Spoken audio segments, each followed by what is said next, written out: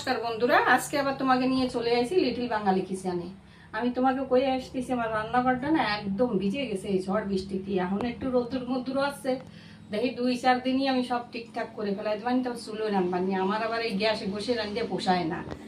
তা আজকে এই দেখো, এই যে কটা শাক নিয়ে এসে, লাল শাক। তা ভাবতেছি আগে মানসিরা এই লাল শাক দিয়ে টক বানাতো, মানে লাল শাকের চাটনি, এখন চাটনি কয়।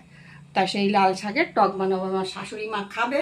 তাই লাল শাক কয়টা এই দাও, সেই কিরিমটি হ্যাঁ, পিদ্দি শাক সেই দিয়ে এখন কুচোয় একটু টক বানাবো। এই যে আমি তেঁতুল ভিজাই থুইছি, তাই শাক কয়টা একটু কুচোই নিই আমি।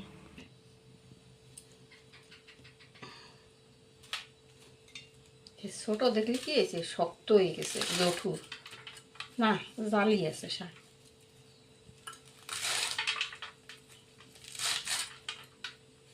আমার শাশুড়ি, আমার শ্বশুর মশাই এই টক রানলে, আগের লাল শাক রানলে একদম তেঁতুল দিয়ে একটু টক রানলে সে ভাত একদম লাল হয়ে যেত। গুঁড়ো কাটায় ওই লাল ভাত দিয়ে পেট ভরে ভাত খাতো, বুড়ো মানুষও খাতো। আর আজকাল তো সব ভেজাল হয়ে গেছে, লাল শাকের আদা পাতা তাই সবুজ।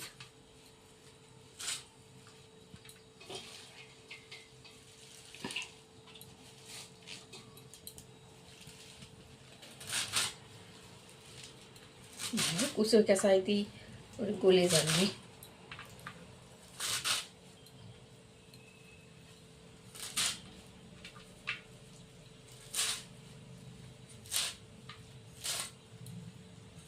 এই যে বাঁচতে কত সময় লাগিছে।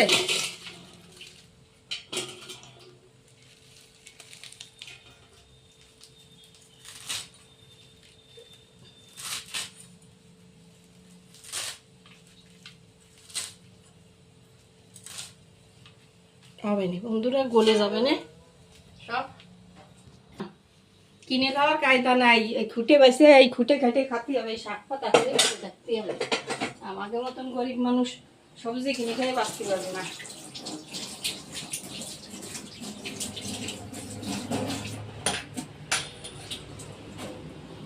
গ্যাসটা জ্বালাই নেব।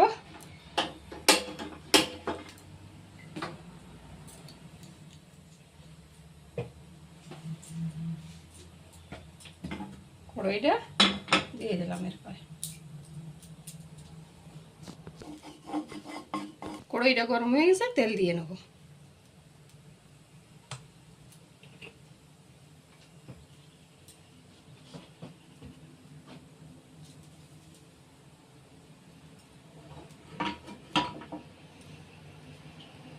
চুলো হলি কত এত সময় তেল গরম হয়ে শাক ভাজা তুলে দেওয়া হতো। এইটুক জলে এতে পোষায় টোষায় না রাঁধতে পারে। একটু চাটা বানাই টানাই খালি ঠিক আছে, এখন কি করবো, অসুবিধায় পড়ে গেছি, এখন রাঁধতেই হবে, এতে কিছু করার নাই।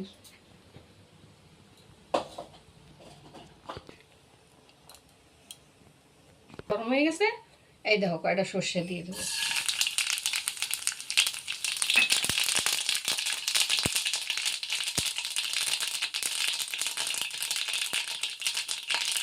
দিয়ে দেবো একটু লবণ, লবণ দিলে টকটকে ভালো বলতে হয়।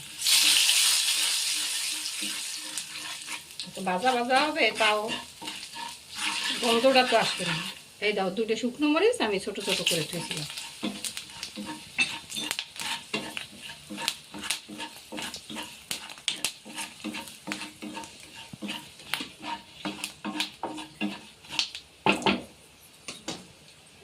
দিয়ে দেবো শাক।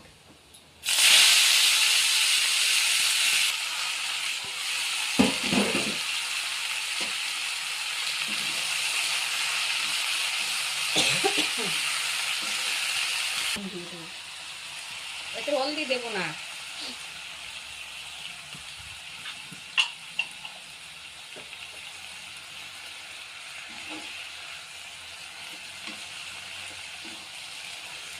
এখন ডাকা দেবো,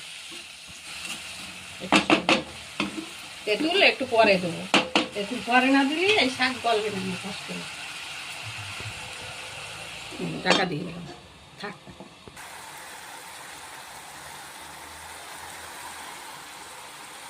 এই দেখো প্রায় হয়ে আইছে। এখানে আমি তেঁতুলটু বলবো, একটু শাক সিদ্ধ না হলে তেঁতুল দেওয়া যাবে না, তাহলে শক্ত হয়ে পড়বে না। আর একটু গলতে থাক, কত সময় তেঁতুলটুকু আমি দিলে না। এই দেখো তেঁতুল আমি ভিজে ধুইছিলাম আগে দিয়ে, বীজওয়ালা তেঁতুল তো আমার গাছে হয়, তাই শুকোয় ধুইছিলাম।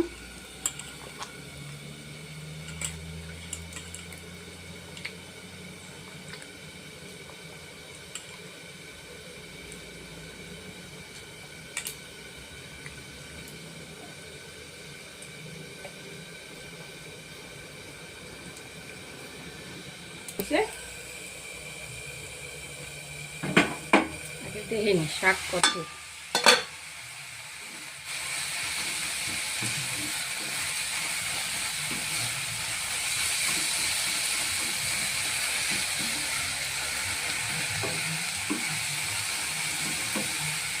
আগে রাঁধলি শাক লাল হয়ে যেত একদম।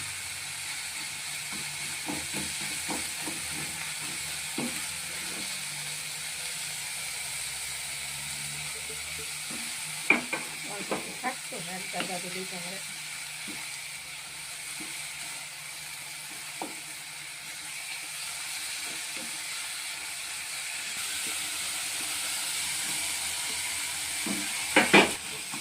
এই যে লাল শাকের টক চাটনি হয়ে গেছে, লাল শাকের চাটনি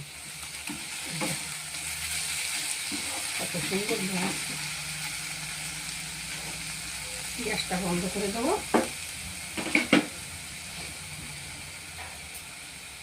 নামাই নেব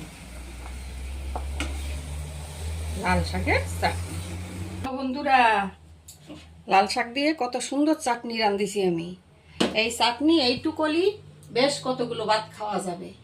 অন্য তরকারি টরকারি দিয়ে খাইয়ে তারপরে এই চাটনি দিয়ে সাইডে ভাত মাহায় খালি শরীরটা ঠান্ডা থাকে। টক তো গরম, জম্মের গরম, একটু রসুনও দিতে পারো ওতে। তা নিরামিষ খাই আমরা, সেজন্যই রসুন দিই নাই আজকে।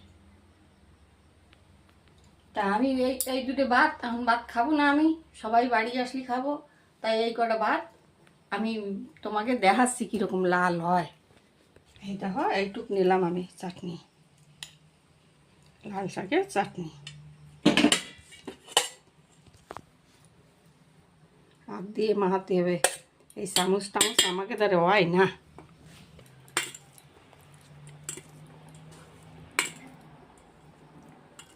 এই দেখো বন্ধুরা কত সুন্দর লাল হয়েছে ভাত। এই লাল দেখলি বাচ্চা কাচ্চা বসে থাকবে কও। এইরকমভাবে লাল শাক দিয়ে একটু তেঁতুল দিয়ে তোমরা চাটনি রেঁধে খাবা, ঝাল করে ভাত খাওয়া হয়ে যাবে। আমি একটু খাইয়ে দিই।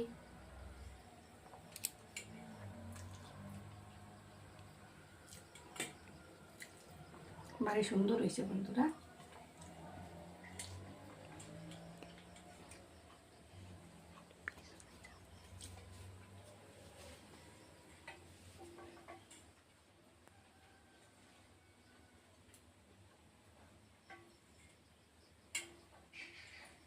বাঙালি কিচেনে এই লাল শাকের চাটনি রেসিপিটা যদি তোমাকে ভালো লাগে থাকে, নতুন যারা দেখতেছো তারা একটা করে সাবস্ক্রাইব করবা, বেশি দিয়ে বেশি শেয়ার করবা, লাইক করবা, আর কমেন্টস করে মানে বলবা তোমাকে ভালো লাগেছে কি না।